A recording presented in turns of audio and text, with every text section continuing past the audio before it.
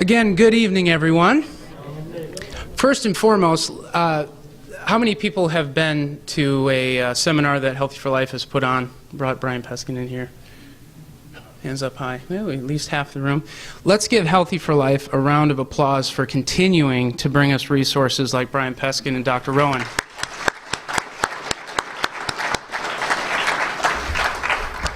My name is Jake Veely. I'm the author of Healthy for Life University. I've been fortunate to work with Healthy for Life over the past many years and have since been able to work with Brian Peskin and Brian Shattuck here on all kinds of different projects and products. And I noticed when I walked into the building, one of the first things that I heard people talking about was interactions with their physician and comments around individual health issues that we have going on right now. And I also heard a couple conversations around health insurance and, you know, kind of the debacle that's going on in Washington right now. How many people want to leave it up to Washington to take care of our health problems? Yes, we all know that healthcare reform begins in the home. And one of the great resources that we have here tonight is Professor Peskin and Dr. Rowen to talk about the new PEO solution book that they have just released. And I'll tell you, I've read an incredible amount of scientific literature, and I've been around the block in the medical community, and this is one of the finest resources I have ever seen put together, not just for physicians and their patients, but for individuals just like you who are looking for resources on how to get a real grasp on your health. So tonight, all of you are in for a real treat in being able to hear everything that these two have to say. So with no further ado, I'll introduce Professor Peskin, who is now, this is his third book he's authored. So let's give him a round of applause.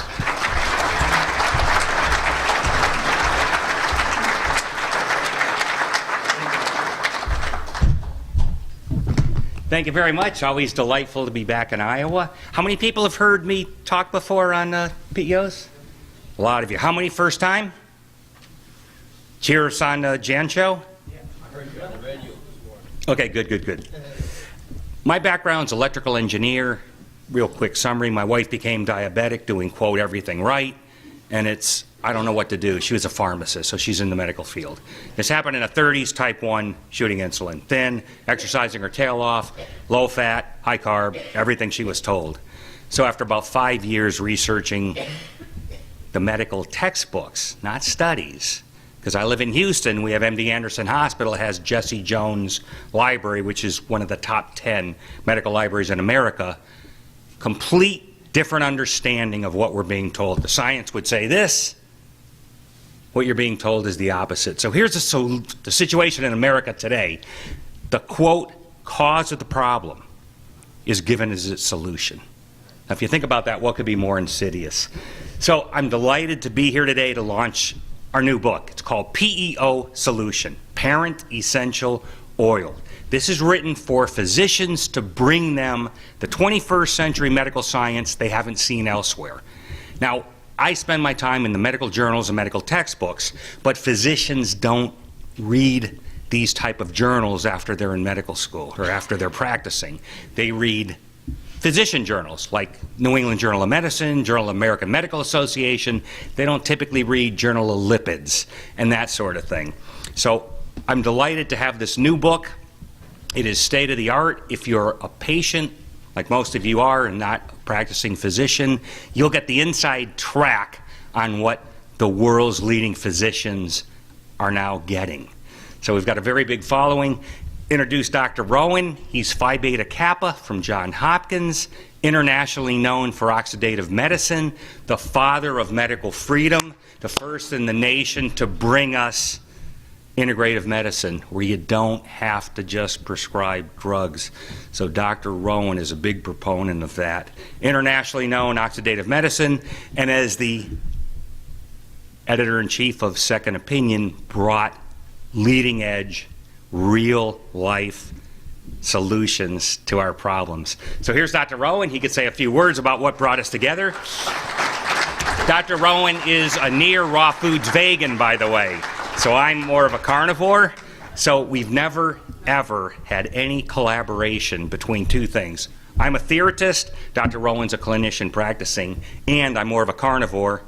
He's very close, near raw foods vegan. So we found a common ground, and typically two people on this side would be hitting each other with baseball bats. So let Dr. Rowen give a little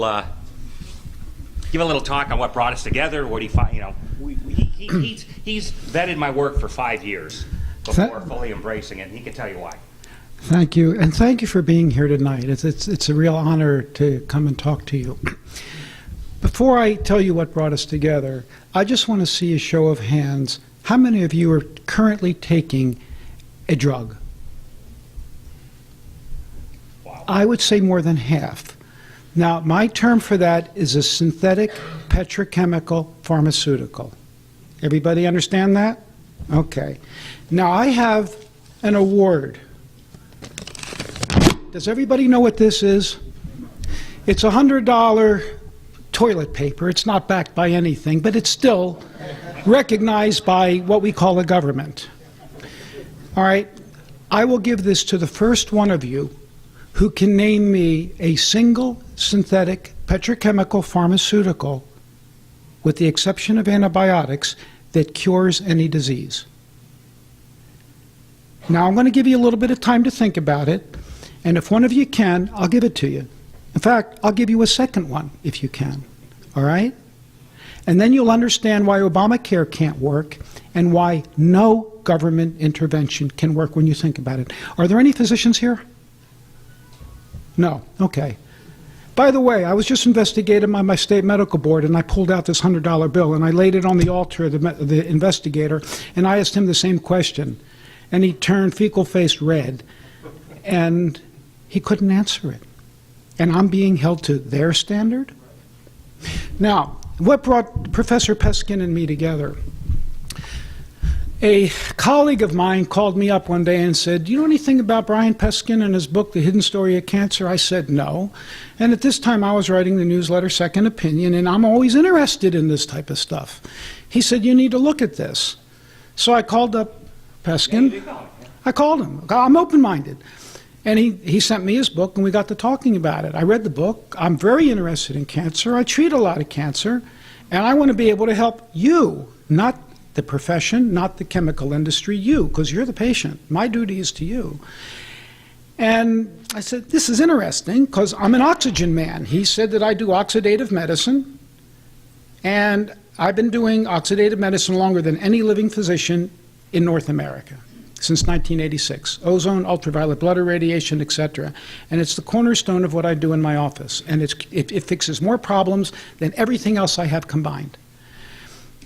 And it's safe. So I read it, and we talked about fish oil, and I said, this is interesting. But you know something? I've been brainwashed by the fish oil. Yeah. Because that's where everything is. And I said, I'm open. I want to see more. So he kept a continuous floodline to me, and I devoured everything. And over the years, he said, I'm an organic, raw food, near vegan. I do eat some dairy. So I would prefer not to use fish products, to be honest with you. I don't eat fish. I lived in, I felt like I was coming back to Alaska today. I lived there 22 years. Now I live in Northern California. But so I gave up fish when I came to California, and if I could do something to get out of marine oil, yeah, I'd like to do that too. But marine oil had a lot of articles around it. But I'm going to admit, I'm not an MIT-trained scientist. I'm a clinician. He's an MIT-trained scientist who can read these articles probably better than the average physician can read them. So I got to give him credit. And then the articles started getting better. And a couple articles came down the pike. And finally, we had a couple articles comparing, and this is what I wanted to see, articles comparing marine oil to parent oils. Now, parent oils are plant-based. I'm a plant man. I'm a vegetarian. Okay, I'm a vegetarian, so I wanted to see that. Everybody's bragging and boasting about these marine oils. Well, let's see it controlled against real essential fatty acids. Marine oils are not essential fatty acids. They're what we call derivatives. The essential fatty acids are linoleic acid and alpha-linolenic acid, 18 carbon chain. They're this long. The marine oils are that long. And they're highly unsaturated, making them very unstable. And I'm also a pragmatist, and I observe, and I'm a clinician, and I have a strong belief in the Creator. I know this is the Bible Belt here. You guys do too. And I don't believe that God makes mistakes. And that's in my mantra, and I've written that in my journalism. God doesn't make mistakes. Amen. Thank you. And I said, you know, the pundit said, we have a slow conversion of the parent 18-chain carbons to the longer chain. And they said, it's slow. So we need to force feed marine oil. And I'm sitting there thinking, no, this doesn't sound right logically. Well, finally, I got some articles from him, one of which just blew my mind. They fed monkeys, primates, marine oil, and then looked at what happened to their liver. Their liver membranes became peroxidized, rancid, eating the marine oil. It was so bad that it consumed all of the vitamin E in their liver in an effort to protect their livers from the rusting. Rancid oils are rusted oils. You know what rust is on your car, and you can't paint over rust, because if you do, what happens the next day? It comes right back. So this is rust. So their livers were rusted out. So obviously, there's danger to it. And then I got articles showing that when you force feed marine oils, you're stuffing your mitochondria with these long-chain unsaturated PUFAs, P-U-F-A, polyunsaturated fatty acids, long chain. They're extremely vulnerable to oxidation. Your mitochondria are your furnaces. I'm a mitochondria man. That's energy. That's where the energy is made. It's like your internal combustion engine. So there's combustion, and you don't want your engine made of wood. You want it made of steel, or it's going to burn up. Well, your mitochondria don't want to have these extraordinarily vulnerable to oxidation, long-chain unsaturated fatty acids. They're going to age. And when mitochondria age, you age. And you're going down when your mitochondria can't make energy. So that was the next nail in the coffin. And there was one more, wasn't there? Experiment. Oh, yeah. Then he sent... That was a big one. Investigating oils with respect to arterial health. That was in 2010, where we gave people parent essential oils, and I'll get into more detail what they are, compared to fish oil. And it was shocking. The people taking fish oil had arteries that were 11 years biologically older than the people taking the PEOs, the parent essential oils. So this was shocking. Statistically, incredibly significant, probability-wise, and a very strong effect in everybody. So this is unprecedented. So he just, that was the final nail. Right, clinical. So now I had the perfect storm. I had the absolute proof in the literature that force-feeding these long-chain oils was toxic. And he had a study that showed that not only were they not effective, they might actually be clinically damaging. Not might be. They're 4.5 years aging. You're better off doing nothing. This is what that proved. Fish oils made you anti-age. Now, how many of you are taking marine oils now? Don't be afraid. Thank you for your honesty. Have you been here to hear Professor Peskin before? No, okay. But many of you have been. Let me just tell them real quick what a parent is. Parent omega-6, parent omega-3. They're called essential, okay? Essential fatty acids. I like calling them parent essential oils. Body can't make them. That's all you need to know. There's 2 types, your body can't make them. Next thing you need to know is the parent omega-6 is critical. Everybody's always talking about parent omega-6 we're overdosed on.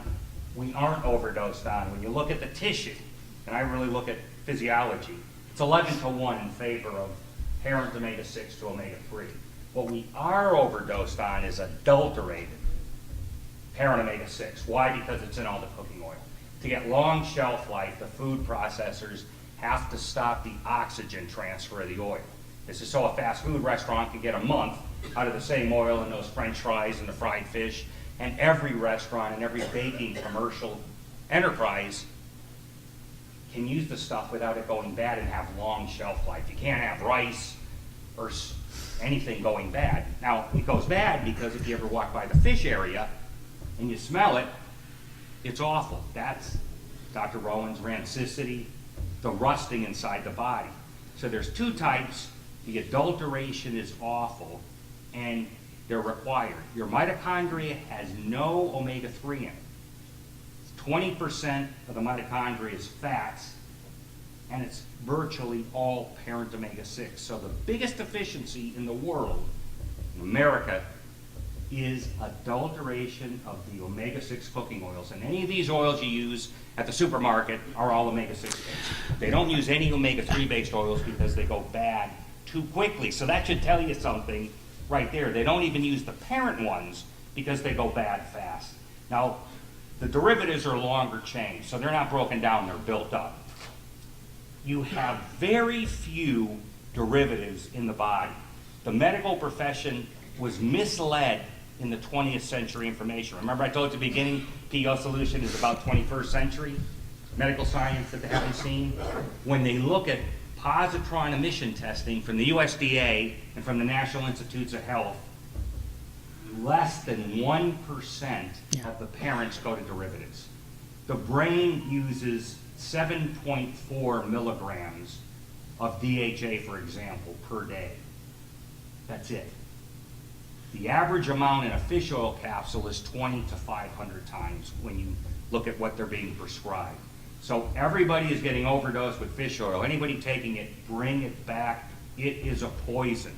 And I've got 3 journal articles, peer-reviewed journal articles. The newest one just came out last week, Journal of Lipids. Just type it in Google, Journal of Lipids. It was peer-reviewed by a professor of biochemistry that specializes in lipid oxidation. 15 pages, comprehensive review on why fish oil is a poison. And they didn't want to publish it, it was too long. But they decided because it was such a bad effect with fish oil, it had to be published. I got it published. Just put in Journal of Lipids, comma Peskin, you'll pull it up, won't cost you a nickel, it's open journal. I was invited to do it, and there were no page charges, so it was a big honor. There were 2 others. The Iowa experiment from here is in there. The parent oils are critical, and what's happened is finance is masquerading as science. The fish oil group got together because in the beginning it's, I have spoiled fish, where do I sell it to? I'm not selling it to the good fine restaurant, they're not gonna buy it. Whenever anybody has a waste product, the nutritional market, because everybody is so desperate for something, these people dump it off. So they sold spoiled fish in the beginning, but it doesn't even matter, bottom line. If it's the best fish in the world, their oil acts as antifreeze because they're living in frigid water. Is anybody here living in frigid water? No. Anybody here have gills? Look in the mirror. I don't think you do. Let me elaborate on that. Remember, we talk about God doesn't make mistakes, right? Okay.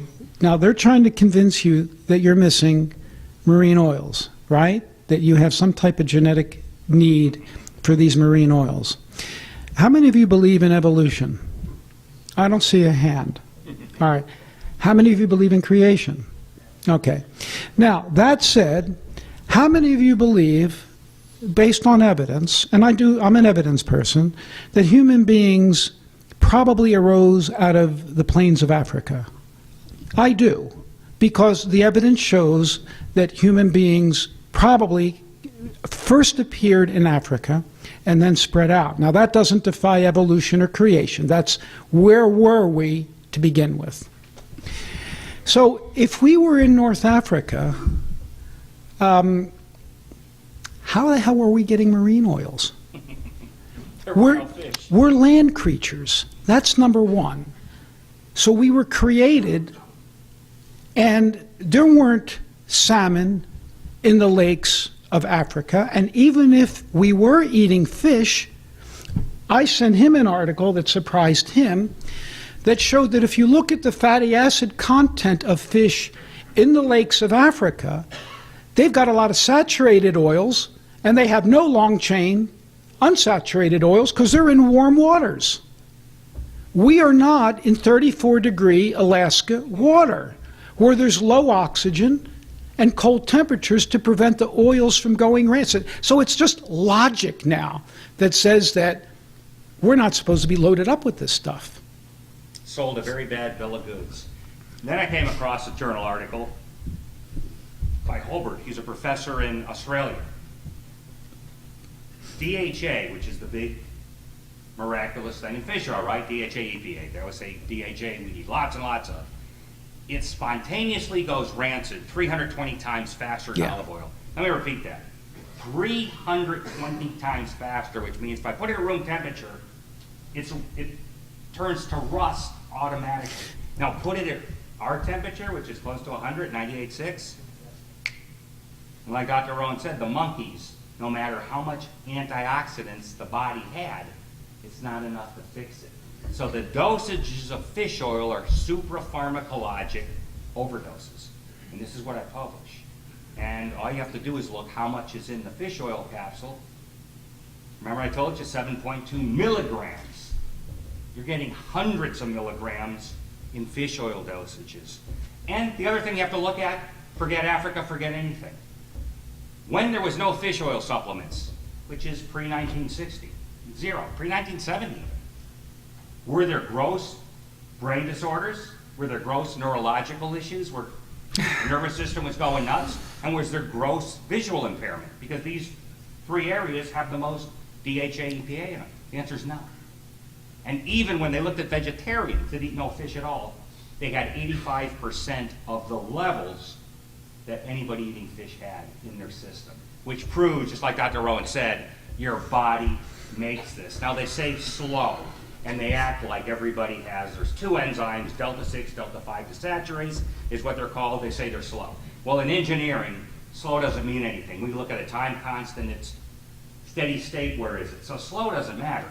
It's the amount, and the amount is minuscule. Like I told you, less than 1% stays, goes to derivatives, 99% is parents. So and now Dr. Rowen focuses on the parents, everybody else is focusing on the derivatives, and this is why fish oil is awful. It's only good for one thing, lowering the immune system, like a steroid. Yeah. Now people will say it's anti-inflammatory, and I get real mad. Even Dr. Rowen would say, and I said, wait a minute. Lowering your whole immune system is not a true anti-inflammatory. It's an immune suppressant, so you gotta be very, very careful. And the more you think about it, that's not the way to go. You can have an anti-inflammatory, and the omega-6, the first derivative of that is called GLA, and that leads to prostaglandin series 1, which is the most powerful anti-inflammatory on the planet. So if anybody here has arthritis, has any kind of inflammation, has any kind of arterial buildup because of inflammation, this is what causes the Iowa experiment to get the results they do. That's a true anti-inflammatory. Now you can't go out and buy PGE1. It is available synthesized, but it's so much money no one would ever get it. Your body makes it. So that is done. The omega-6 series is much, much more powerful than the omega-3. And this is what they don't tell you. So PEO solution gives you the science of all of this. And the cool thing about it is we distill it down. If there's very important things, we give you an analysis of what did this mean. But unlike most other authors, we give you exactly what's out of the medical journals, the quotes. So you can see for yourself what's said, because most of the time in these articles you see, the body of the article does not substantiate the headline they make up. Anybody see a couple, about 3 weeks ago, one of these sprinkle things on the food? They just nailed the FTC for misleading advertising. Sensi it? Yep, Sensa. So everybody's looking for something. You sprinkle this on the food, you lose weight. Well, they got fined $25 million, and they should. Today it just came out, testosterone. If you take that, it leads to heart problems. And I was talking to Dr. Rowen. He never was subscribing to that. So these oils are the basis, by the way, of your natural steroids. They're the basis of your hormones. They are tied to cholesterol, and the whole thing with cholesterol is the structure. That's why it doesn't matter what the LDL number is. The whole medical profession is a rule. Their head's spinning because we don't understand. You lower cholesterol, it doesn't lower the heart attacks because it doesn't matter. It's called a dependent variable. If you're an engineer like me, there's no blood cholesterol sensor. I've never seen anybody publish that but me. Outside, of course, the medical textbooks. I've never seen it published in a journal article. Like Dr. Rowen said, God doesn't make mistakes. If a cholesterol sensor was needed, there'd be one because there is a sugar one. Blood glucose is tied to everybody to 1 part in 1,000. Not 1 part in 10, not 1 part in 100. That's 1%. 1 part in 1,000. So your body can tightly regulate anything. Sodium, calcium, all of it is highly regulated. So we're all the same in this respect. Very narrow ranges. Cholesterol doesn't matter. There's no sensor. So this is where you have to start. And this is the way I think. And this is what Dr. Rowen sees. So we work together where I can give the theory and the explanation always is consistent in clinical practice. So it's really interesting. Let me elaborate just a little bit on the word adulterated, because you've heard that before. Adulterated means altered. These essential fatty acids have a specific three-dimensional structure. You could have the same molecule with the same number of carbons and hydrogens and oxygens, but if it's hydrogenated, the three-dimensional structure has changed, and it would be like taking my right arm and left arm and switching them. I still have a whole body, but my arms are reversed. Do you think I would be very functional? You know that. Well, that's exactly what happens with these when they get hydrogenated or they become trans. And I'm going to tell you now that when you cook your food and when you heat it in oil, you're eating trans fats. Number one. And margarine, how many of you eaten margarine for years? Right? Well, I know many of you have and you don't want to admit it, but now the word is out on what margarine is. It's all trans. Because those oils were liquid in their natural state. So then they hydrogenate it and it becomes more, quote, stable, but now it's toxic. It's like taking a key and breaking it in a lock, and now you can't, the lock is jammed. The trans fats get into the enzyme just like the lock and jam the enzyme, and your enzymes are stuck. Well, that's one form of adulterated fat. The other form is oxidized. Well, that's one other form. Now, how many of you have ever worked with linseed oil and put it on furniture? Lots of you have. I have. So it's kind of, you know, it goes on real smooth, and then within a couple hours it starts getting tacky, and by the next day it's solid, right? That's rancid oil you're working with. That's what boiled linseed oil is.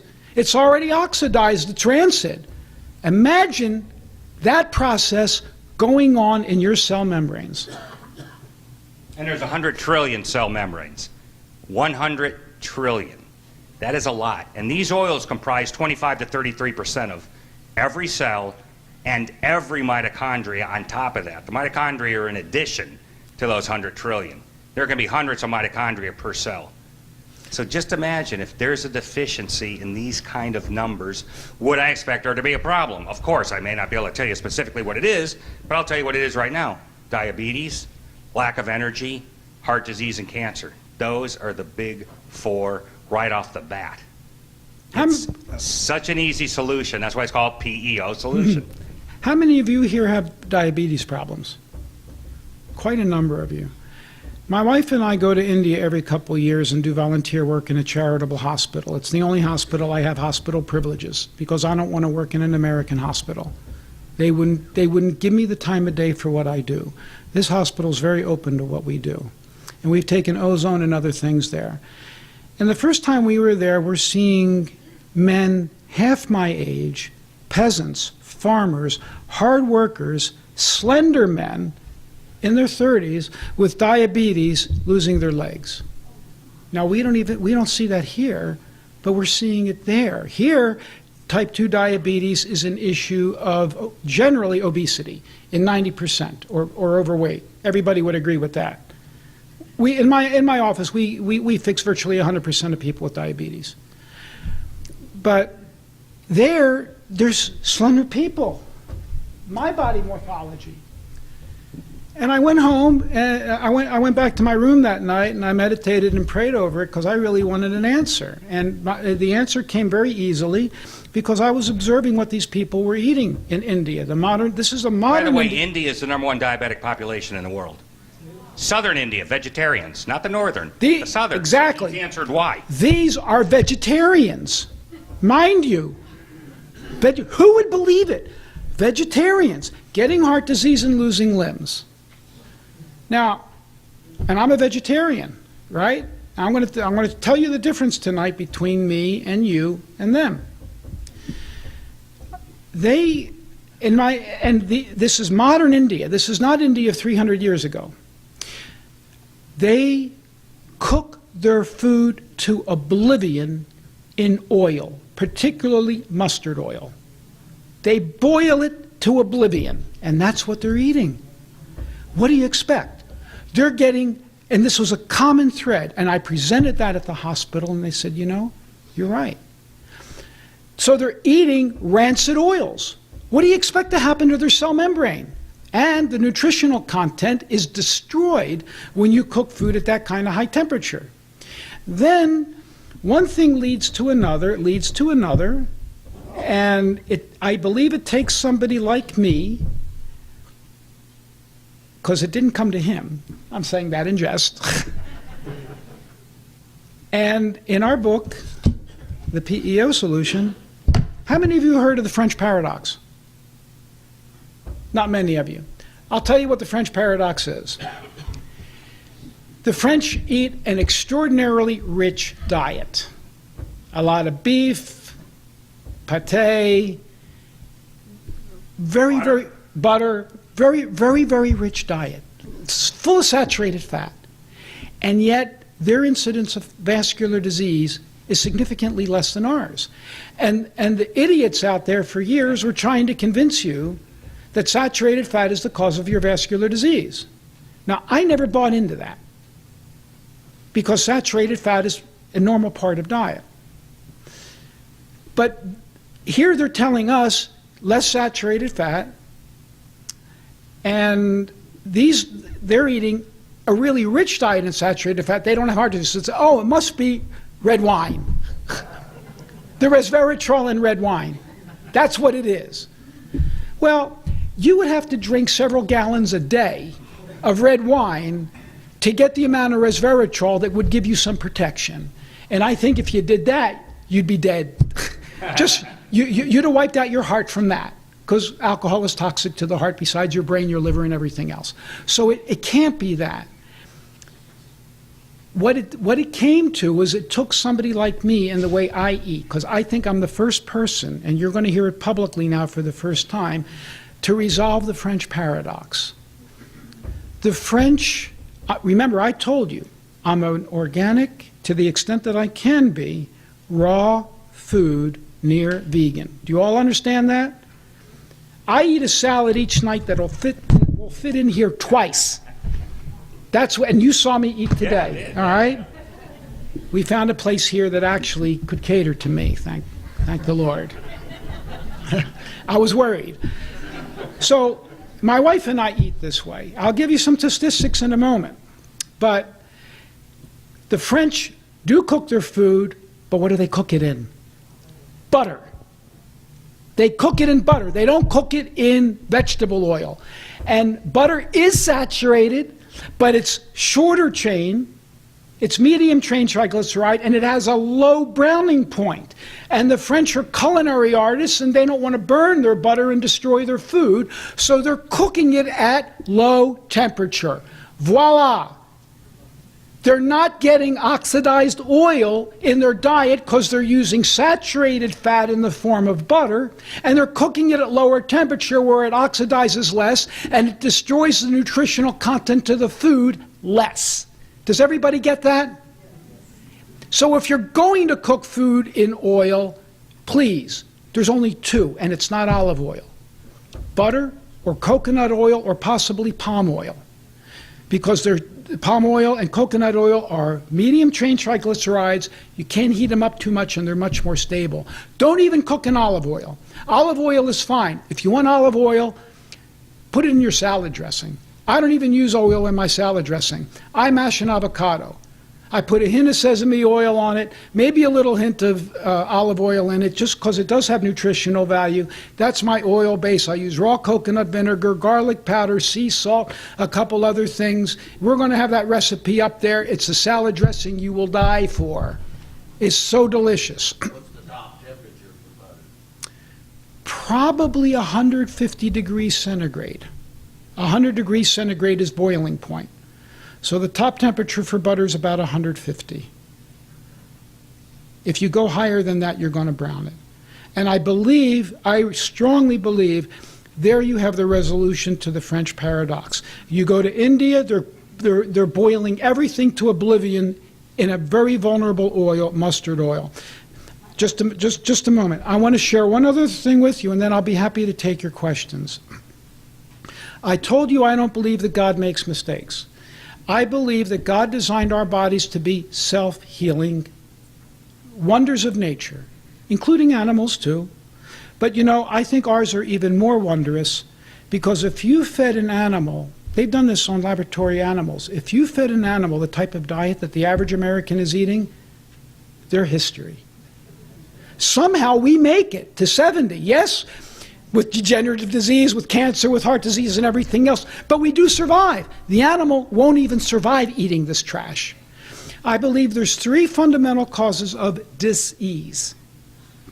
Improper nutrition, toxins, and stress.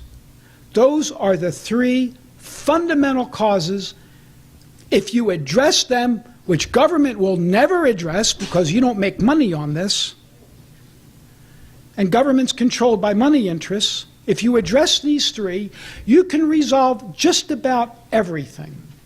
And if you can't resolve it, you can make it dramatically better. Yes, there are other things.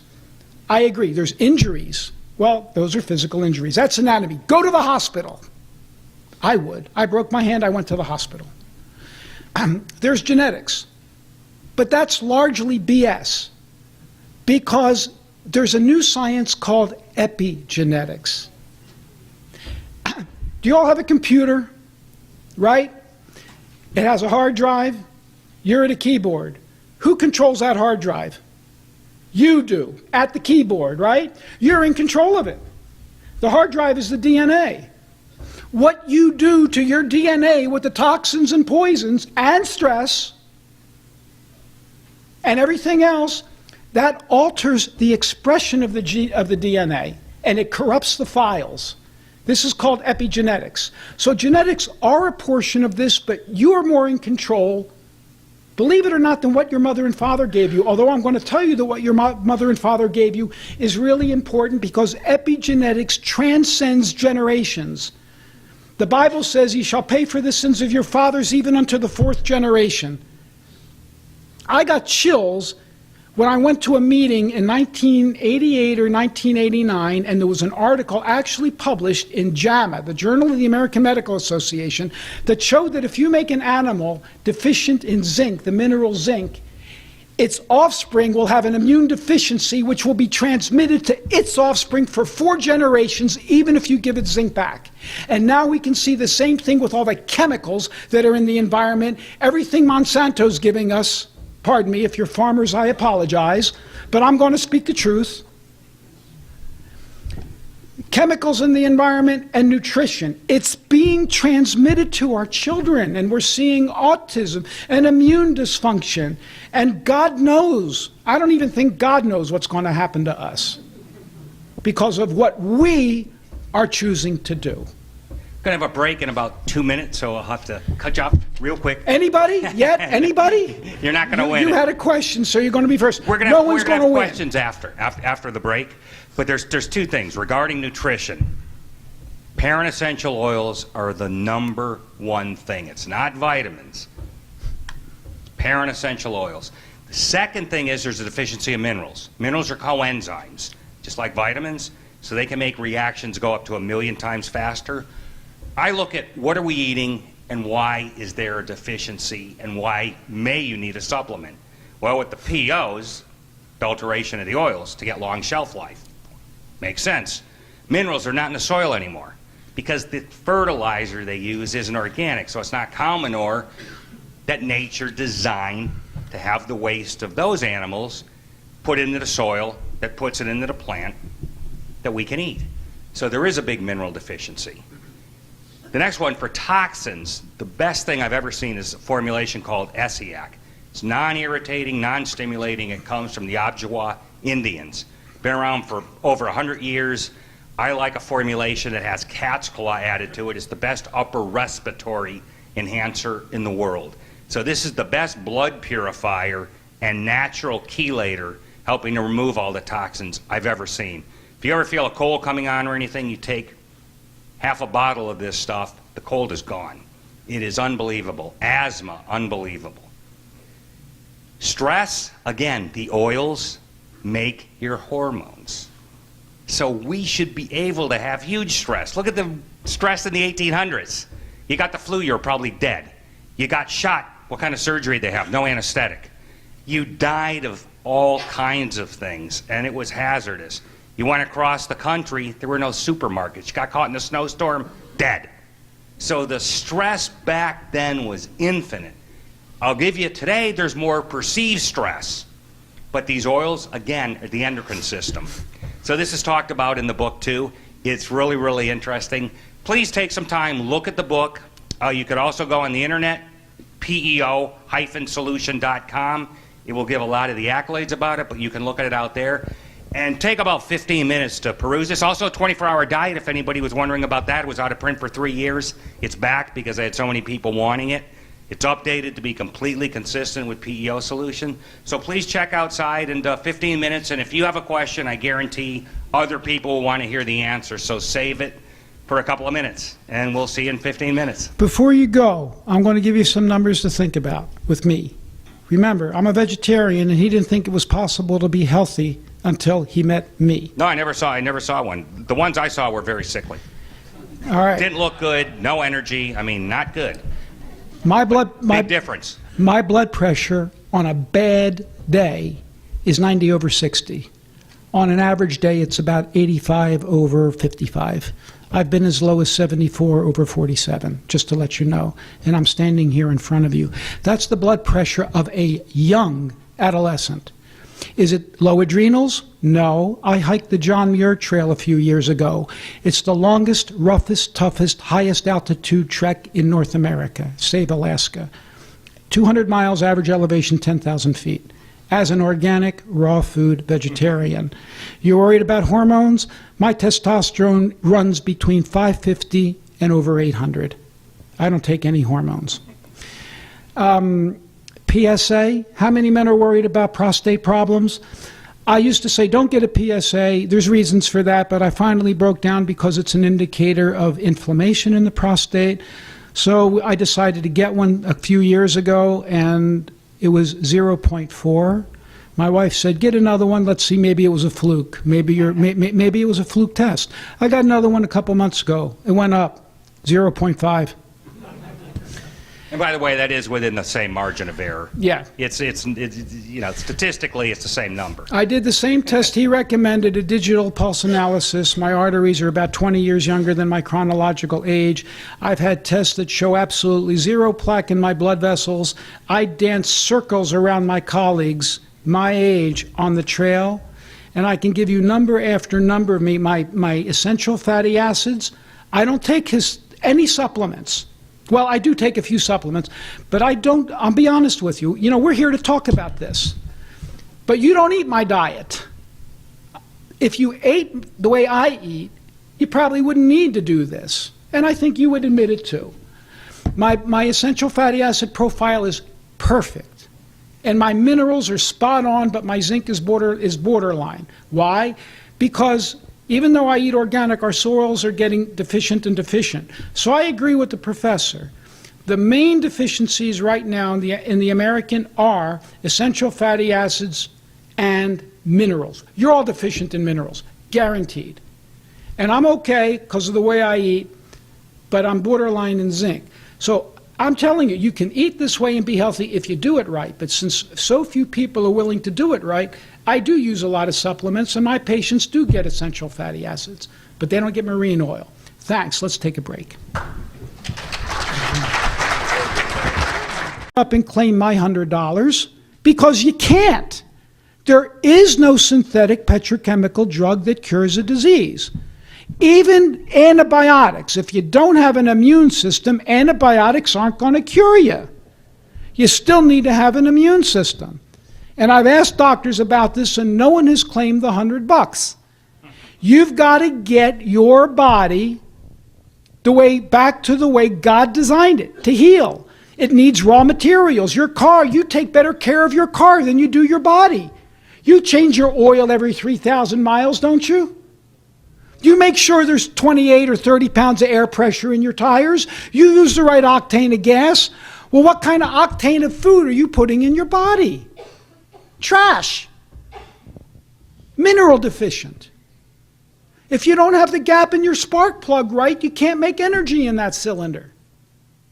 You take better care of your automobiles than you do your own body.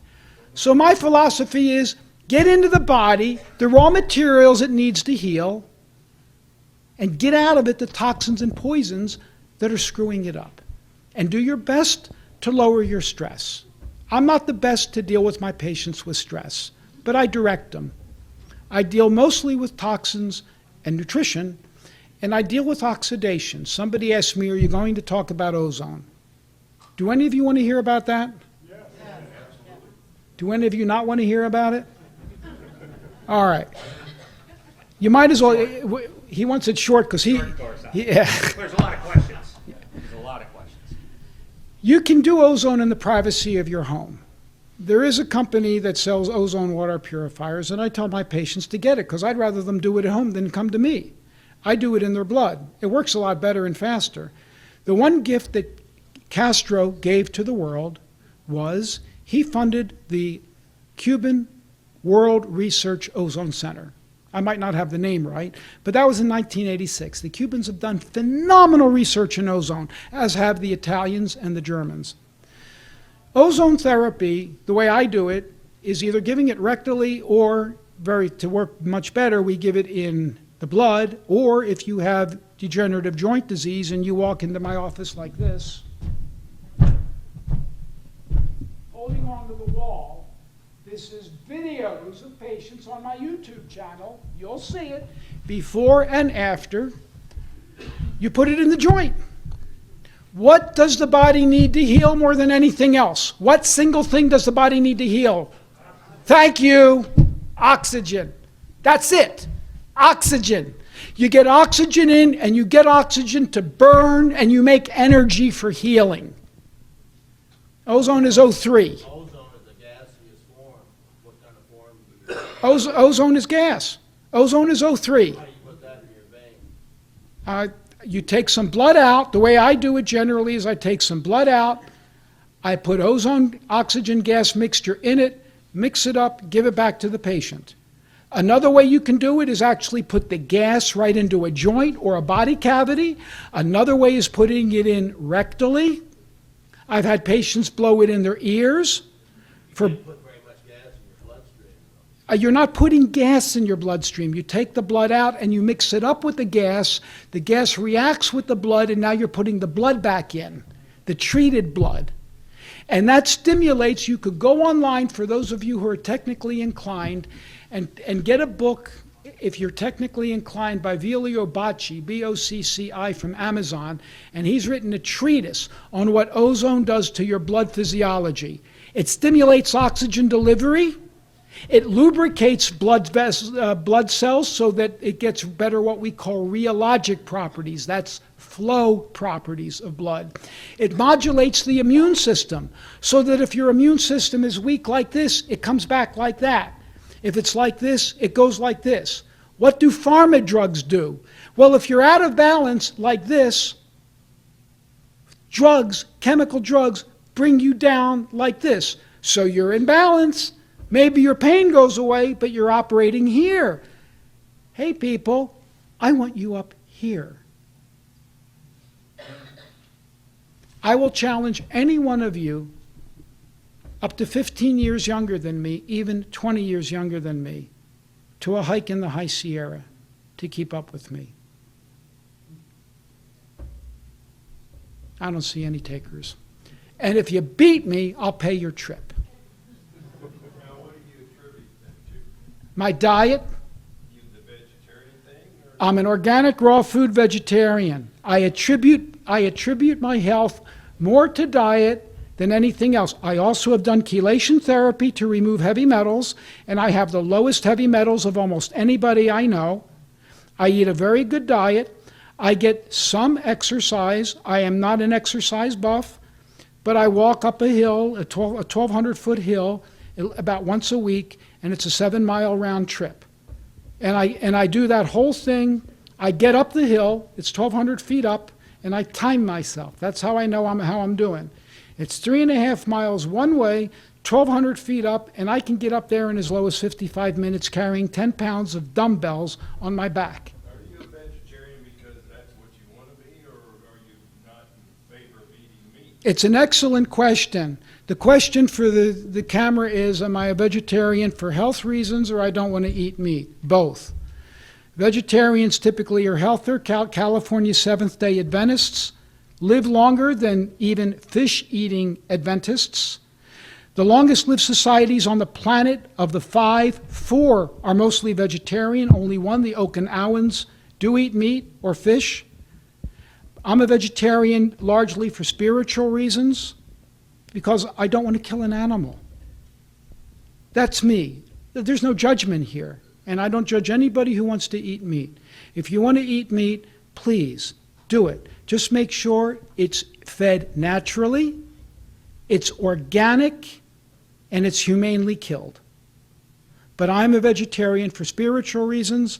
When I left Alaska, when I married my wife and I came to California in the year 2000, I had already made up my mind to stop eating fish because I was leaving Alaska, home of salmon.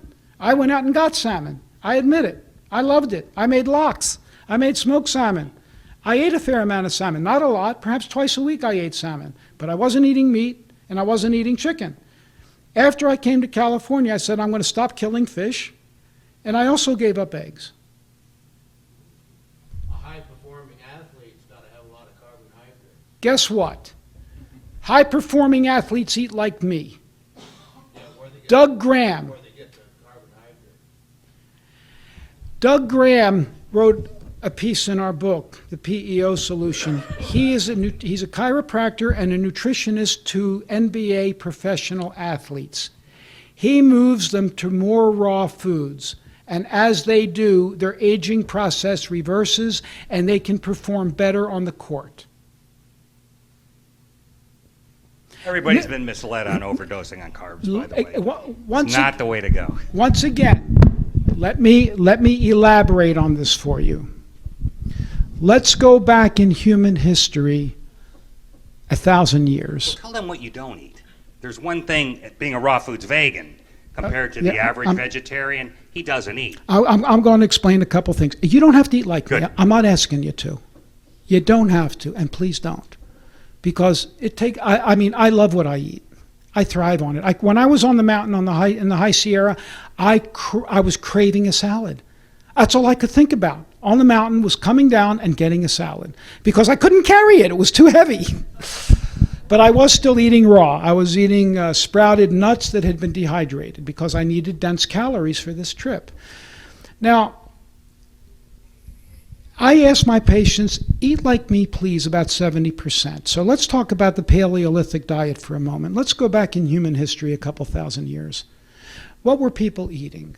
I'm not arguing that human beings are eating animal protein. I'm not going to argue with that. There were societies that were always vegetarian. India, for example, has been largely vegetarian, and there were others as well. But let's say we were eating meat, and we were probably eating meat even before we were cooking it over fire.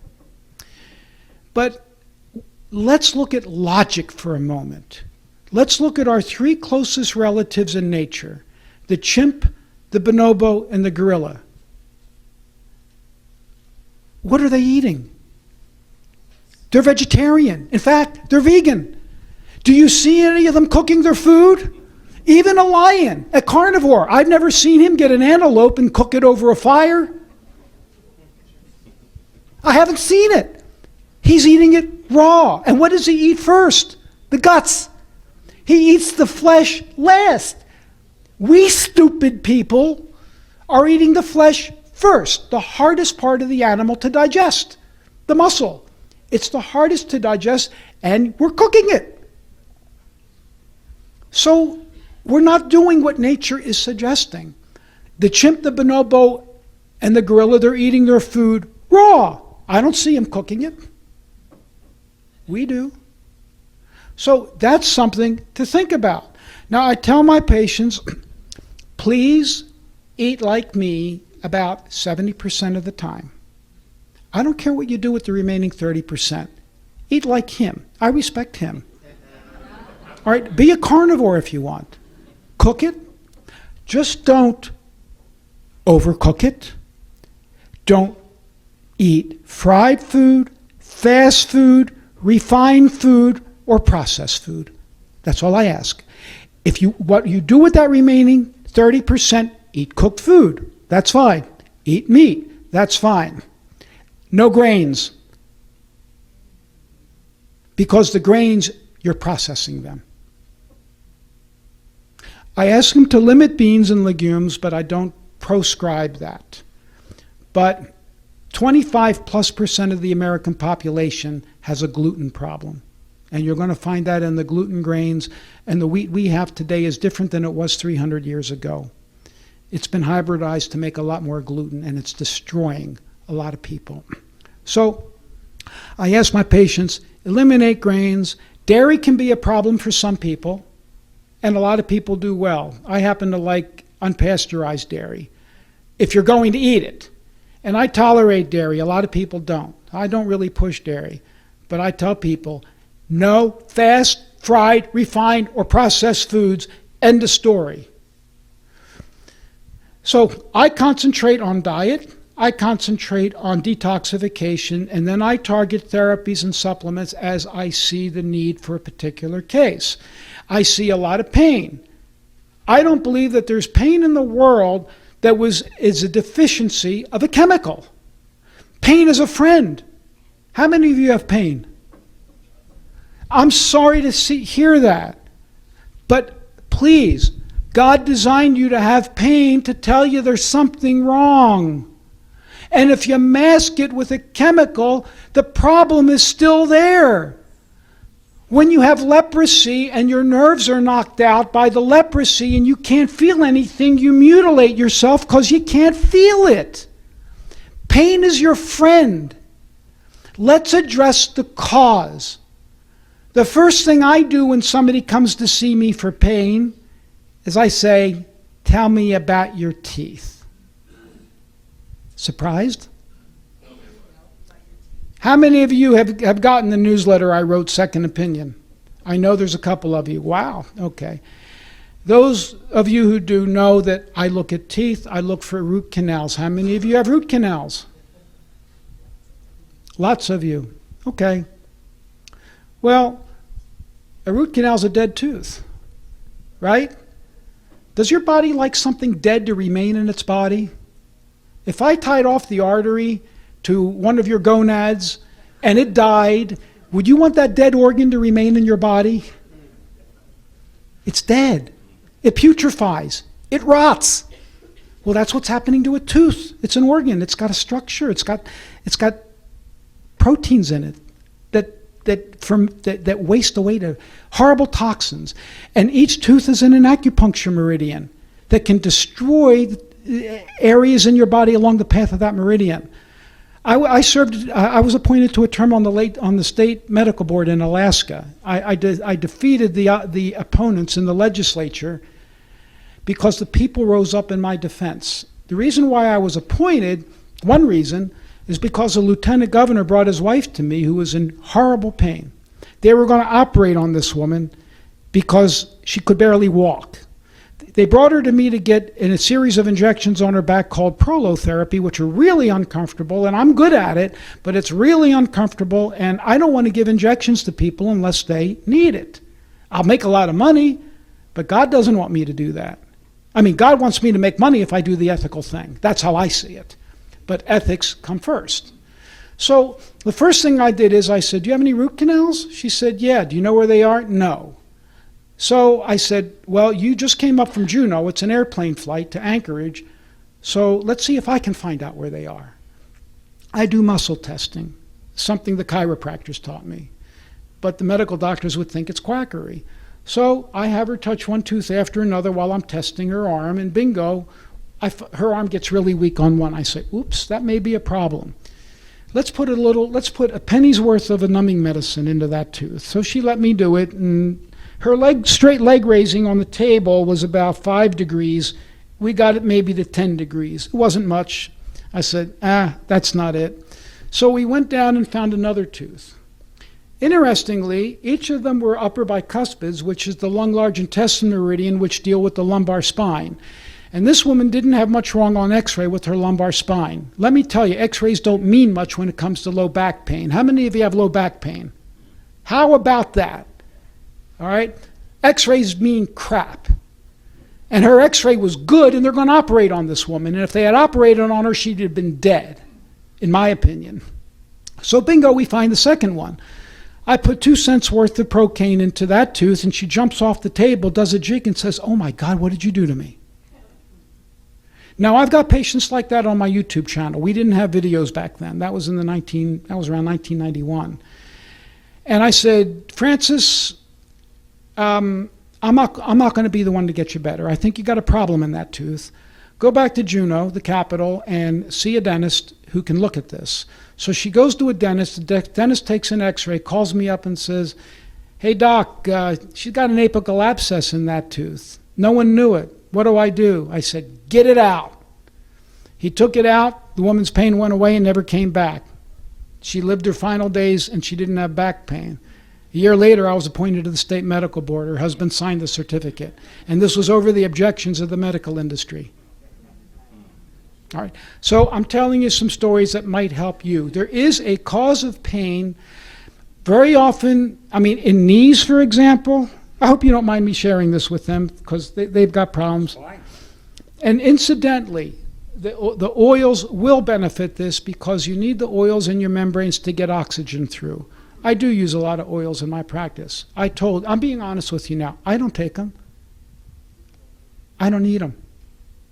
If you decided to eat like me, you don't need them. Would you agree? Agreed. Now, the reason you do need them is to compensate for the junk you're eating. Yeah. See, that's the problem in the normal American diet. We're even eating decently.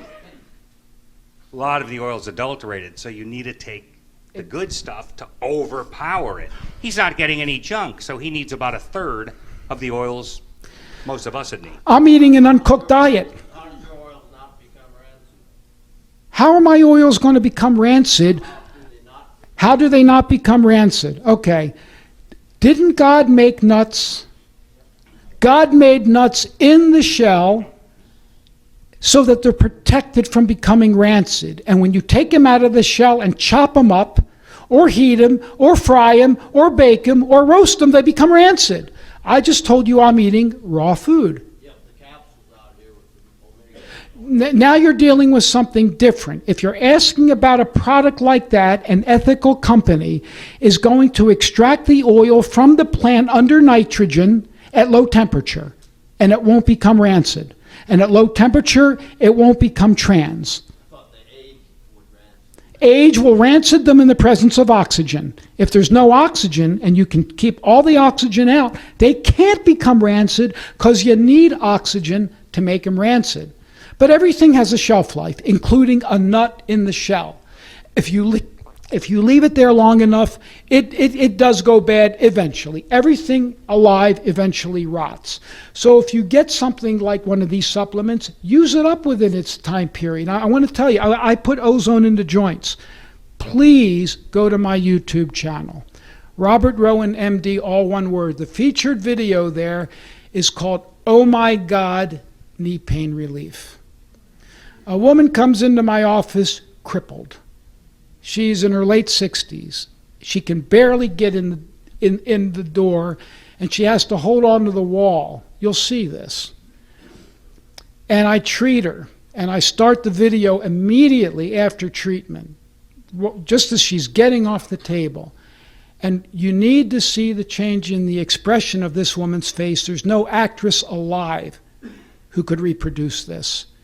And she just goes, oh my God, oh my God. And she has to run out in the hallway where her husband's getting an IV to show off to him that she can run, sway her hips like this instantly. She needed one additional treatment, and I haven't had to see her back. That's how powerful a treatment like ozone can be. Why?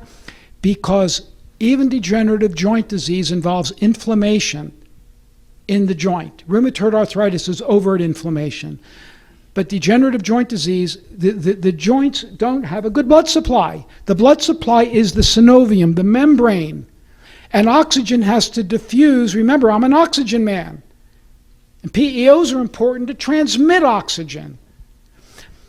But the issue is getting oxygen to that degenerating cartilage. It's dying. And it can't repair because it doesn't have oxygen, and it's got inflammation.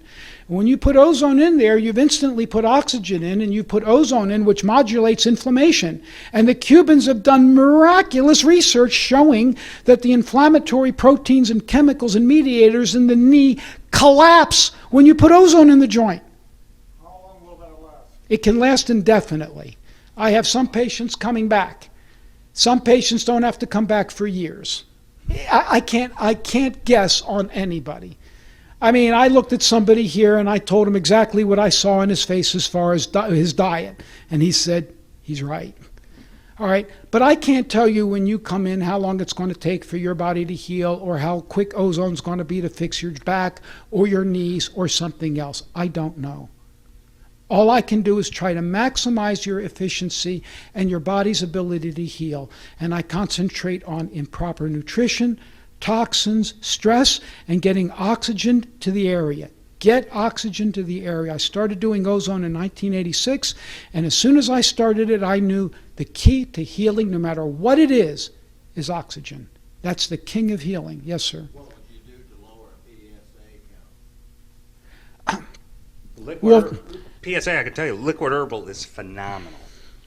The liquid herbal, that SEAC, absolutely phenomenal for PSA. The oils too.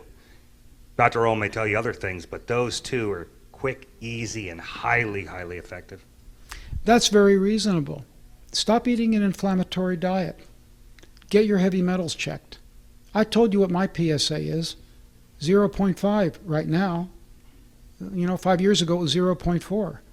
Am I worried about it? No. I take vitamin D. Somebody asked me what supplements do I take. All right, we human beings, remember I told you, I do believe we originated in the tropics. I do. How can I? Let's use common sense. Common sense now, okay? Look around you. I don't see anybody having fur on their body. Fur. Hey, anybody want to get undressed and let me see if you've got a fur, if you're growing fur? Anybody want to do that? Yeah. But you got to have fur or you don't get it, okay? I'll give you $1 if you just demonstrate for me, and if you have fur, I'll give you $400, okay? $500. Thanks for the laugh. All right. Please, people, common sense. We had to have originated in a warmer climate because we brought the tropics with us with artificial heating. Please think about that. Common sense. We are tropical creatures. We were made to be getting more sun. We weren't born with clothing. Now we wear clothing. We live in Iowa where it's 20 below sometimes, or we're in Alaska where it's even worse. And even I, who am outdoors a lot, have been deficient in vitamin D this time of year. Everybody I test is deficient in vitamin D at this time of year, everybody. And black people have it even worse. Iodine. I take iodine because iodine is a nutritional mineral and it largely comes from wind blown in from the sea. And this is an iodine belt here, iodine deficiency belt. and I do take minerals from time to time. And I have taken the essential fatty acids too. He was all excited saying, well, did you notice anything? Did you notice anything? I said, no. What do you expect? For me. Do my patients notice something? Yeah, because they're eating adulterated oils. I don't. I don't eat fried foods. And when I go, you saw me today, I went to pains today to find a restaurant where I could eat vegetarian, perfect and the food wasn't fried, and you liked it. You couldn't believe delicious. it, right? Yeah, this You place liked is it. The off the chain. carnivore liked it. He said, "Oh my God, this restaurant's a 10." And even by my standards, it was close to a 10. It was a vegetarian place near downtown. Brian, you know which one it is? Okay. No, go on. It was delicious, though. I'm blanking on the name. Type in vegetarian restaurant Des Moines on Google, and it's the first or second one. And it's a cafe, and it's only open till 2 or 3 o'clock. And they're great. They're really, really good. It says in this book not to take calcium supplements. I don't recommend calcium supplements because you can overdose on it. You don't need extra calcium. Calcium is found in nuts and seeds and vegetables. You get all the calcium you need that way. If you take calcium, you could calcify your soft tissues. You do need vitamin D because vitamin D is made by the sun and you're not getting enough sun. And if you get vitamin D, that will take care of your calcium problem in almost everybody. They did a big research deal one time and didn't know why there was more heart trouble in one area than the other. There was less heart trouble in an area where they had hard water where they'd get more calcium. You say they had more heart trouble where they were getting calcium. No, less. Okay, where they were getting calcium. Well, hard water isn't just calcium. There's minerals in hard water. I don't have a problem if you're drinking hard water with calcium. You're not getting that much calcium.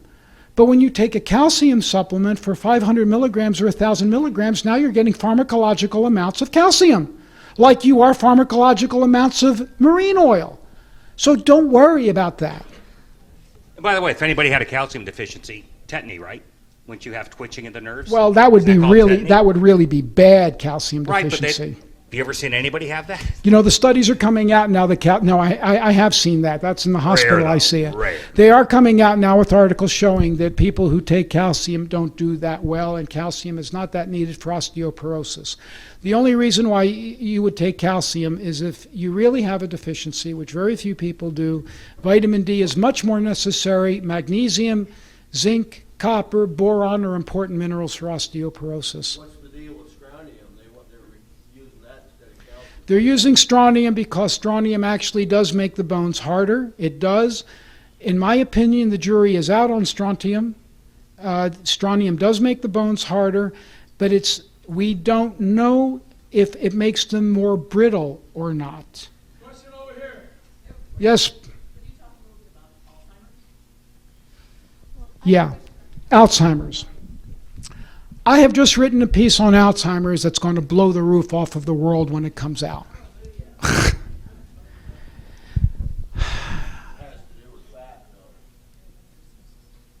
Not a lot. How many of you live in Des Moines? Is the water here fluoridated? Okay. I'm going to give you a synopsis of this, and you're going to hear it, and you're going to go home and really think about it. And that is, to me, that's one of the questions of the night. Why? Because there is an epidemic of Alzheimer's disease. You all are at great risk of Alzheimer's, every one of us. The nation is going to go bankrupt over this disease in the next 30 years, aside from Obamacare and every other foolhardy thing that's going on. I read a combination of articles several months ago. You get the Townsend, don't you? Yeah. All right.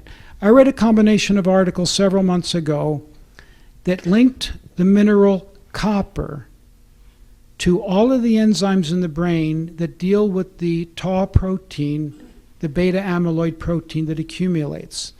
And they've had a running controversy, well, what comes first, the chicken or the egg? Is something making the protein, or is the protein destroying the cell?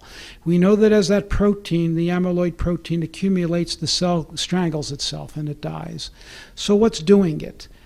Well, there's new research that's coming out now that shows that free copper, ionic metallic copper, can bind to these proteins and stop the removal process of the protein. The brain can clear itself of this. But the mineral copper, which is a nutritional mineral, we'll get to that in a moment, inhibits it. And it also creates more of the protein, copper. So you're going to say, but wait a minute, it's a nutritional mineral. So is iron, right? We can't live without iron. Well, do you all know what happens if you get too much iron? It destroys you. It'll rust your gut if you take it orally. It'll rust your arteries. In people who have hemochromatosis and accumulate iron, it destroys their liver. Women live longer than men, not because they have ovaries and we have testicles. It's because they have a uterus and we have a prostate. They bleed every month, so they shed their iron. They're getting rid of excess iron. And very quickly after menopause, when they stop bleeding or when they have a hysterectomy, they catch up, because now they're retaining their iron. You getting the picture? So iron is good and bad. We need it. Same thing with copper. All of these transitional minerals need to be bound to a protein to be safe. Iron is bound, because if it's not bound, it's wildly reactive and it will destroy everything it touches. It'll oxidize it. Free iron oxidizes lipids, fats. Copper does too. So it has to be bound. The body shields it to protect it. Copper. Is that where, when you say bound, is that be chelated? Chelated. Truly chelated. It's really chelated. The protein binds it. It holds it. So here's the copper. There's a protein like this. So the copper and the iron is not reactive. This is reactive. That's not. Everybody understand that? Okay. Well, the series of articles showed that there is one industrialized nation that doesn't have a lot of Alzheimer's, and you would expect it to if it was a disease of modern civilization. It's Japan. Highly industrialized, highly modern. Well, what's going on in Japan that's different than us? I didn't know this, but Japan doesn't have copper pipes. They didn't believe in its safety. They have steel pipes, stainless steel pipes, stainless steel or something along that line. Okay, number one. Number two, Japan doesn't fluoridate. So let's go a little bit further. We have copper pipes.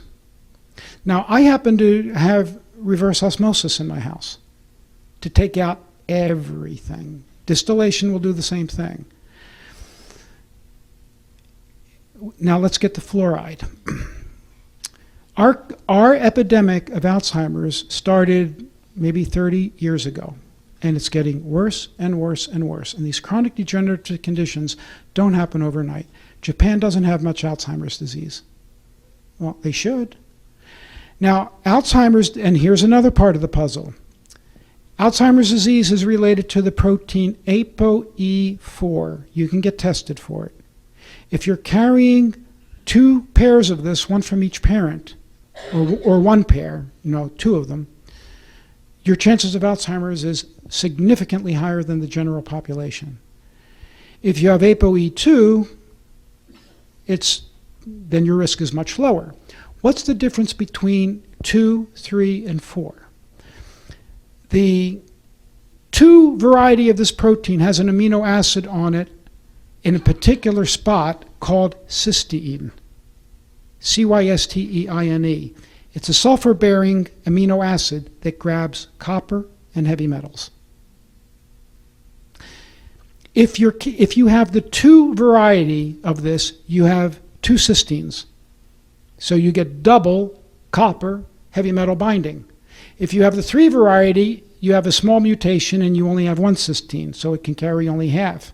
And if you have the 4 variety, there's no cysteine. Hello, there's something here dealing with heavy metals. And the people who have this genetic anomaly are at higher risk. And There are some studies that show that if you give zinc to these people early, you improve cognitive function because zinc is copper's natural antagonist. And the studies were reproduced in animals and also humans. So here's where it gets really good. Your elected rulers, not leaders, your rulers have decided what's good for you. And they, without even allowing you to vote on it, they have imposed putting sodium fluoride or fluorosilicic acid in your water. It's a known byproduct, toxic byproduct of the aluminum industry. They couldn't get rid of it before, so they convinced your rulers that let's have you pay for it to poison you in the name of better dental health. But it doesn't help the dental anyway. That's known. That's bull. They're trying to get it in Santa Rosa, near where I live, water supply, and the people are rising up against it. And I just wrote a piece for the local newspaper, and they refused it, telling them what I'm telling you now, and they refused it. And I knew they would, because they want fluoride. So it was published in one of the tabloids locally, and I got calls from around the world because it was posted on the internet, telling them what I'm going to tell you now.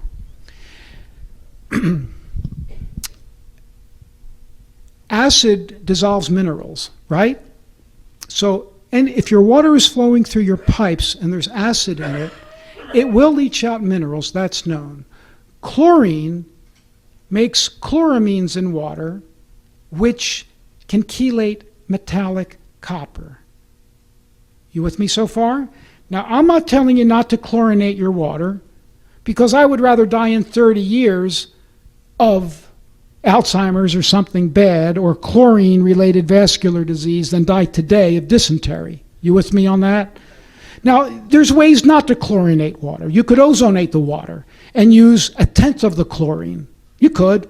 Los Angeles does that. But we're dealing with rulers, and they're not benevolent rulers. So they put chlorine in. Let's put that aside. They're going to chlorinate your water. Chlorine's easy to remove. It's a piece of cake. All you need is a charcoal filter for that. Fluoride's different. When you put fluoride in water, fluoride reacts with the chloramine to create a solvent for metallic copper. It dissolves metallic copper. Dissolves it. You can look at the pipes of water that's been chlorinated and fluoridated, and it is etched. Tacoma had a catastrophe several years ago with fluoridating its water and finding an excess of lead. Why lead? Because brass fittings have lead in it. And when it leaches out the copper in brass, it frees up the lead. And they had to stop. And then the lead went down.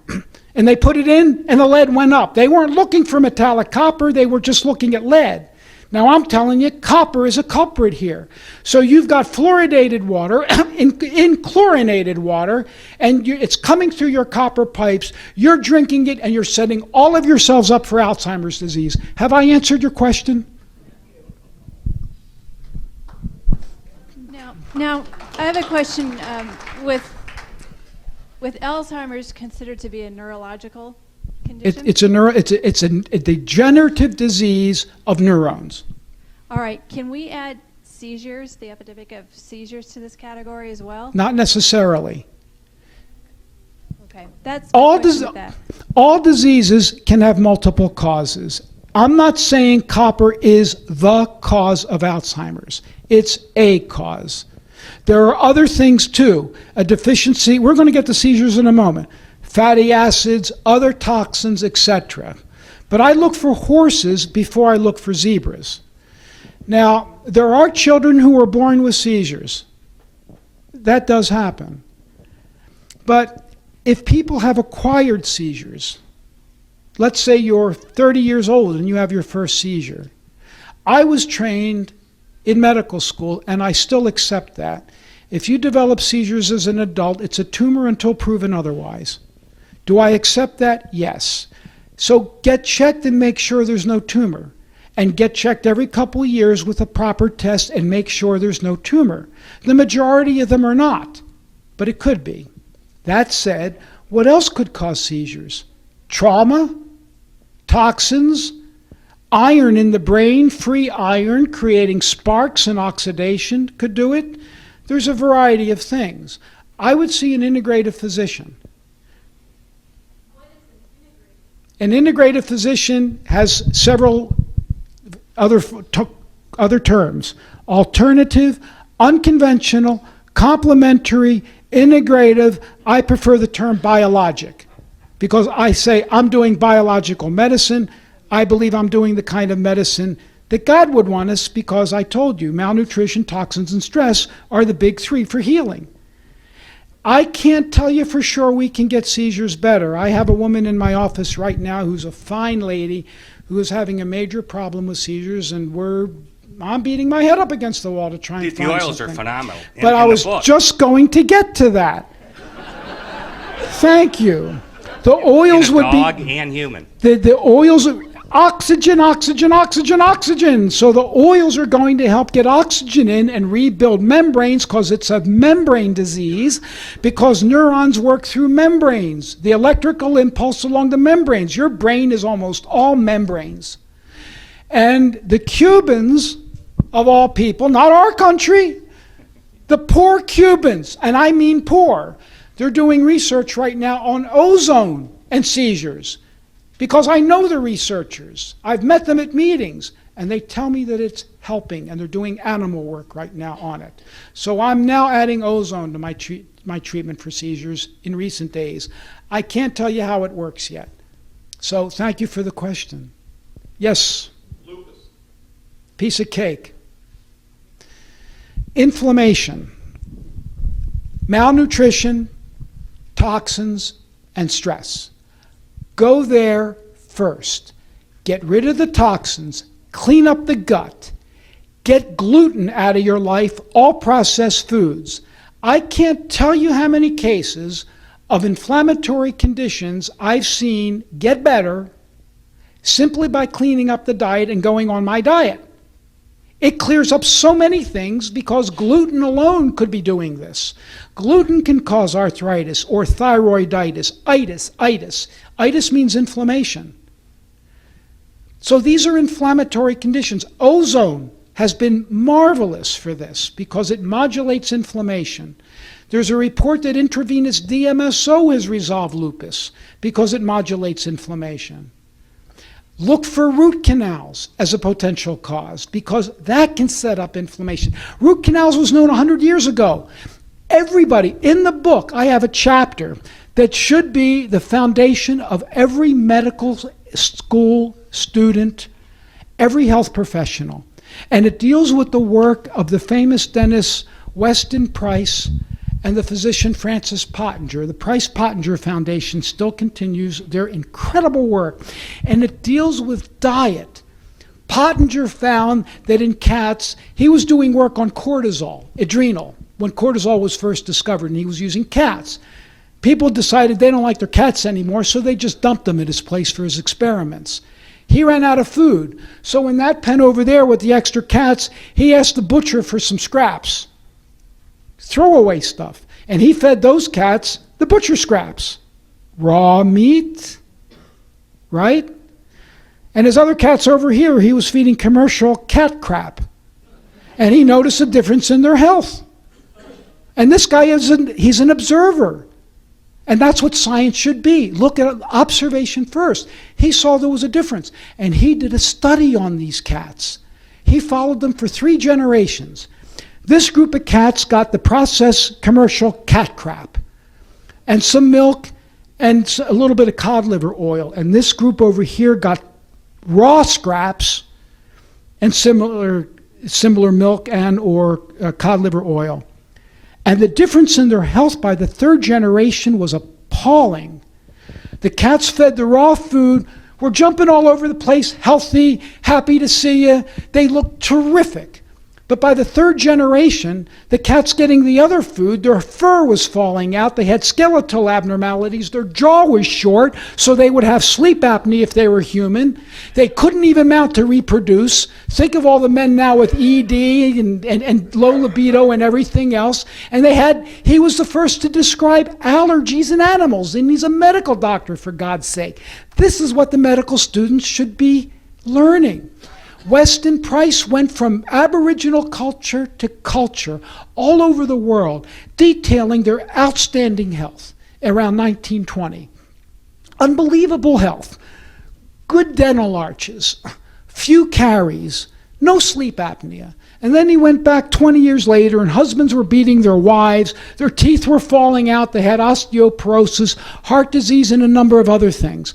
What was the common denominator the 20 years later? Can you guess? Introduction of white man's food. I call it white man's food. No, I'm not a racist. But I call it white man's food. Call it what it is. And that's what happened to those people. That should be the first lesson in healing anybody. Wouldn't you agree? Yep. Hang on, you've asked me a lot of questions. Sorry. I just wonder if you have doctors across the country that under your direction. There are organizations, yeah, that's a good question. There are organizations with doctors around the country in this area. The International College of Integrative Medicine, they concentrate more in the upper Midwest area. American College of Integrative Medicine. I've trained ozone doctors at my website, docrowen.com, docrowen.com. I have a list of the doctors who allowed me to post them for doing oxidation. Question over there, ma'am? What artery? Carotid artery? Carotid artery is no different than coronary artery. It's just that you happen to get it in your carotid because of who you are. It's atherosclerosis of the carotid arteries. Why is it there? Because you have a lot of abnormal oxidation going on in your body. It's not a disease of cholesterol. My cholesterol is 175. Why? Because I eat what I do. Now let me give you an example of something, and I wrote about this in the book. Cholesterol range. This man hit a home run, and he's not a medical doctor. Cholesterol range. My cholesterol has ranged from about 155, and if I ate the worst diet I could imagine, it probably would go up to maybe 190 or 200. That's my set point. I've never done that, but I'm giving you an example. And the idiots will say, oh, your cholesterol's 190, don't worry about it, everything's fine.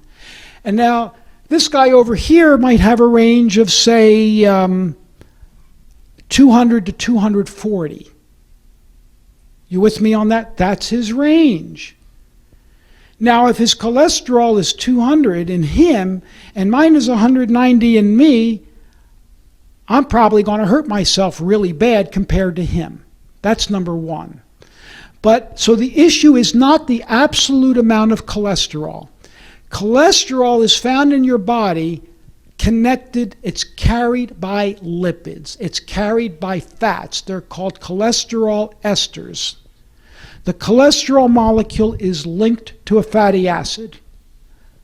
Cholesterol does nothing to you. They have fed rabbits cholesterol up the yin-yang, trying to induce atherosclerosis, and they can't. But if they feed the rabbit oxidized cholesterol, adulterated cholesterol, rancid cholesterol, in 6 weeks they get fatty streaks. It's not your level of cholesterol. And the idiots who are telling you to how many of you take statins? Please be honest. There are people here on statins. It's a good way to get Alzheimer's, in my opinion, because your brain makes cholesterol and it needs it. And that same enzyme that makes cholesterol in your liver is found in your brain. Why is it in your brain? Your brain wants cholesterol. It's the structural integrity of the cell membrane. Statins are garbage. If they work at all, it's because they have an effect on inflammation, not cholesterol. And the idea is to lower inflammation. Well, where's the inflammation coming from? Oxidized cholesterol. It promotes inflammation. There are receptors on the cells, on the inside of the cell, for oxidized cholesterol. And then when the cell picks it up, when the inner lining of the vascular system picks it up, it looks like a foreign body to the immune system. The immune body recognizes it as foreign, because it is, and it wants to kill it. So it goes for it and kills it, and it causes inflammation in the lining of your blood vessels, and it lets all kinds of other crap in. Am I making sense? Now, there's an interesting thing here with exactly what you're saying. The amount of antioxidants in the bloodstream is not enough if cholesterol itself was the problem, because there's only one antioxidant for about 165 molecules of the cholesterol's fatty acids. So that'd be like one guy having to fight 165 people. You're gone. So that's the proof. This is in PEO solution. It's never meant to be an issue. Cholesterol does not become bad on its own in the body. What's bad is, like he said, the esterified cholesterol. Cholesterol, the way the fats are transported, the PEOs are magnetized to cholesterol. That's esterified cholesterol. They're not just floating around on their own. They're bound by it. So when you lower cholesterol, you lower the PEOs. Insane method. Now you also lower the bad PEOs, the adulterated ones. But that's not the way to go. The way to go is get lots of the good stuff and overpower the bad stuff. But that's the problem. There's not enough antioxidants, so the problem is not cholesterol, and this is thoroughly covered in the book. The other things that you could do, carotid artery disease, in my opinion, is no different than coronary disease. You with me on that? Or peripheral vascular disease. It's just where it happens to hit you, your spiritual, your makeup, because we're all different. If I put a cloud of poison over all of us, it could affect us all differently. You all understand that? And it does. If I put the flu virus in here, some of us wouldn't be touched at all. Some of us would be near death in a couple days, and for the majority, we just get moderately sick. Heavy metals, lead, can cause it. So I do chelation. I do ozone therapy or oxidation therapy because it's phenomenal in improving oxygenation and reversing vascular disease. The Europeans and the Cubans have shown this. So get the heavy metals out. Do oxidation. Clean up your diet. I don't know one raw food vegan like me who has vascular disease. The average blood pressure in somebody like me is 100/70 or less in people who eat like me. 120/80 they say is normal. No. 120/80 is the absolute upper limit of an acceptable range. As soon as you get over 120/80, the all-risk ratio goes up. The all-cause morbidity goes up. There's a... Go ahead. Best thing in the world for migraines is the PEOs. And, getting rid of heavy metals. But the simple one, remember the liquid herbal, the ESIAC, is a chelator. So if you can't get to a doctor's office, the liquid herbal, liquid ESIAC, and the oils, phenomenal for migraines. And proper nutrition, toxins, and stress. Get the heavy metals out, get the toxic fillings out of your teeth, get the root canals out. 10 more minutes, so real good questions. Yeah. It's getting cold. He has a question there. Did I hear you say peroxide on WHO this morning? Yes, hydrogen peroxide is an oxidation treatment. It's similar to ozone, ultraviolet blood irradiation therapy, and high-dose vitamin C. Many of my colleagues do it. Intravenous hydrogen peroxide is a miraculous treatment. If you had the flu and you had pneumonia from the flu, it would lower your risk of dying by about 50%. That's published in the medical journal Lancet in 1920, but the idiots out there won't use it. The reason why I don't use intravenous hydrogen peroxide is one and one only. It's hard on veins. Ozone and ultraviolet is not hard on veins. I can do them with impunity, and I don't have a vein problem. You keep putting peroxide into a vein, and it could make the vein disappear. How about orally? I have a problem with that. Some people tolerate oral hydrogen peroxide just fine. Others, the hydrogen peroxide rots out their stomach How do you know? because they puke their guts out and they bleed. That's a good sign, yeah. All right? And even if they don't, it could still rot their stomach out. So I can't sit here in good faith to you and recommend that you do it. I've Well- had patients swear by it, that it fixed everything, including lupus, rheumatoid arthritis, and other things. But if I told you to take it and you puked your guts out and it rotted out your stomach, you wouldn't be very happy with me. So I can't tell you to do it. There was a question over here, someone who didn't have a question before. In May of 2012, the cancer was in my prostate, and then I told them I thought it went into my bones. And so we checked the bones, and it was all over my bones. And so then they sent me to a cancer doctor, Dr. Molina, and I told him the only thing that I would do with him was then as we progressed, it dropped down to 9,000, down to 7,000. Just recently, and now I've been at it a little over a year and a half, I'm down to 9.1. Okay, now... Congratulations, that's wonderful. God has really been good, I'm telling you. Plus, a lot of prayers that went out. Well, one of the problems now, I've noticed that I was having heart problems. And here I'm an athlete. I've been an athlete for 37 years, competed on the world and national level. And but I was having aching in my heart. So we went and got, just recently, we went and got an echogram. And they said that I was not getting the proper oxygen into my heart. They called it pectoris, angina pectoris. Okay, angina. And, That's vascular disease. Right, okay.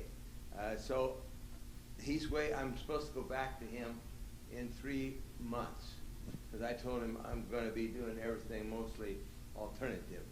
And of course he told me, they sent me to a heart doctor, one that felt that I could get along with, because most of the doctors that I've been to did not agree with my philosophy at all. And so I really had a problem. So what's your question? So my question is, will these essential oils, which I'm taking these essential oils that you sell. I don't sell them. Will they, well, that's sold, I get from here in Johnson. Will that help much on my heart as far as helping? See, they said I not only am not getting the proper oxygen because of probably a blockage. Right, it's a vascular condition. Right, and plus they said my muscle in my heart was not pumping properly. It needs to be strengthened. Right. Now, will these oils, should I increase on these oils? Here's my comment for this. I'm speaking as a physician now, okay? Okay. He's totally into fatty acids, and that's pretty much what he sees. I see more than that, all right? I would push these oils. I definitely would do that because I think they have a lot of value. But I wouldn't put all my stock in one thing. You have angina. That's not good. You're at risk of a heart attack. You have vascular disease and your heart muscle is suffering because it's not pumping well enough. There are a large variety of things that can be done here to improve the circulation to your heart. We have nearly 100% success in improving angina and reducing the risk of heart disease with a combination of therapies. And that's why I went over this with you tonight. Eat like I told you to eat first. Now, by the way, I can't diagnose and treat you here. I can just tell you what I would tell a patient. Eat this way. And I beat the crap out of my patients about diet above everything else. That's where I go first. And if you won't do it, forget the oils. But they'll help. I've always been noted as what people call me a health nut, because I am. I eat raw stuff. Terrific. Most of the time. So All right. Look for heavy metals. I've lived. I think. Look for heavy metals. Okay. Look at your teeth. No fried food. No toxic oil. Look to a doctor who does chelation therapy because it potentially could help cancer as well, because cancers accumulate heavy metals. Okay. Now, what about? See, I'm taking something for oral chelation. That oral chelation is wonderful. Intravenous chelation is the cat's meow. Oxidation therapy. I've given you all a hint to what I consider one of the greatest therapies the world has ever known. Oxidation therapy. Ozone therapy, which can be done at home. Oh, it can. Yeah, listen, I take phone consults from all over the country and overseas. People can call my office, set up a phone consult, and I will tell you and I tell them over the phone how to do it. I can't diagnose or treat, but I tell them what I tell my patients. I want my patients to get an ozone machine so they don't have to come to me. And if it doesn't work rectally, then they can come to me. And they'll spend more, it'll cost more, but I give them a more powerful treatment. So angina is reversible. It is, the idiots out there for years says, it's not reversible. And they admonished me. Well, we now know it is reversible. And the oils can help reverse it. There's a lot in the book about this. Get the That's book what I and was read gonna it. ask you. Get that book Will and read this it. book out here, because I asked the lady, I go to the store over here, I asked her if the book would give this information. She told me to come in and ask you. The book gives you a lot of information, and I'm honest. I got to answer to God. The oils, I would put a patient like you in my office on the oils, straight up, but I wouldn't rely on just that. I'm being honest with you now. Well, you'd be surprised at some of the other things I do take on an alternative basis, but Okay. I'm not sure just which ones are going to help the most. You were a professional athlete, which means you got a lot of exercise. Right. Your diet was good. I would be looking, what else could be in you that's doing this? And I really would be looking at heavy metals. Heavy metals could be there because all of us have heavy metals, and at your age, sir, Yeah, I'm 80 years old. you grew up in a time of lead and gasoline. The lead goes into your bones, and as we age, especially in women, and the bones turn over, the lead is released, and it goes right to your arteries and your brain. So I would be looking at that, because low levels of lead can cause vascular disease. Can we remove them heavy metals without You can do, intravenous? you can do chelation without intravenous chelation. Yes, it's slower, but it works. Because I've told the medical profession most of the things I told them I would not do because it's invasive.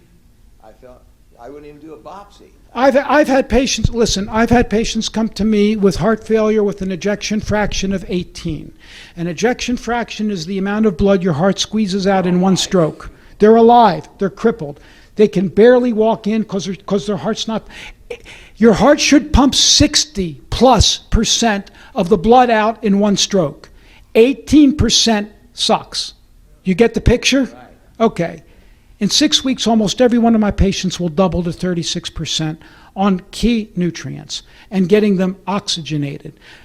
Their cells are not dead. If your cell is dead, it's dead. I can't fix it. God can't fix it. Sorry, God. But an injured cell, God made to repair itself if you get to it before it's dead. So the idea is to get the poisons out, get the nutrients in, and get the oxygen in. Am I making sense? Yep. Now, will the Question book, on the flu. will the book, Get the book and read it. Will the book tell me how to get a hold of you? Yes. The book does say how to get a hold of. Sure. Yeah, Sure. yeah. And you go to my website, I'll give you the phone number. There was a question about the flu. I don't give flu shots to anybody. Extensively addressed in the book, the flu shot. I don't You'll give. be shocked what you read. I haven't given flu shots to anybody in my whole career, and that is even before I got into this. I don't believe in them. They're a crapshoot. If you take enough flu shots, your risk of Alzheimer's disease goes up because of all the aluminum adjuvants in the flu And they vaccine. don't work. This was published by the head of the thing. You'll be shocked. They don't work, and I would rather you have an ozone machine at home, because if you have an ozone machine and the flu comes around and you have a machine, everybody else around you will die but you. One last one. One last question. One last question. You didn't ask one. We have an awful lot of autoimmune illnesses today. Does oxidation? In my opinion, oxidation is the cat's meow for autoimmune. Why? I told you, improper nutrition, toxins, and stress, correct? All right. Nutrition also includes oxygen, so that's one thing. Toxins is major. Oxidation therapy has been shown to lower toxin levels, but most important with oxidation therapy, it modulates the immune system. And the Cubans and the Italians have clearly shown that if you give ozone therapy, they're high into ozone. I do additional oxidation therapies, depending upon how I see the patient. You modulate the immune system, and you turn down the abnormally high inflammatory pathways. We have inflammation for a reason. If you don't have inflammation and you cut yourself, you'll bleed to death. Right? Yep. So if you take fish oil and you poison your inflammatory pathways totally with that, you'll bleed more than you should. Now, I'm a vegetarian. If I cut myself, I bleed a lot. But I bleed, that's normal. You should bleed and ooze because it cleans yourself out. The meat eaters, the heavy meat eaters, clot faster. That's not necessarily good because it sets them up for heart disease.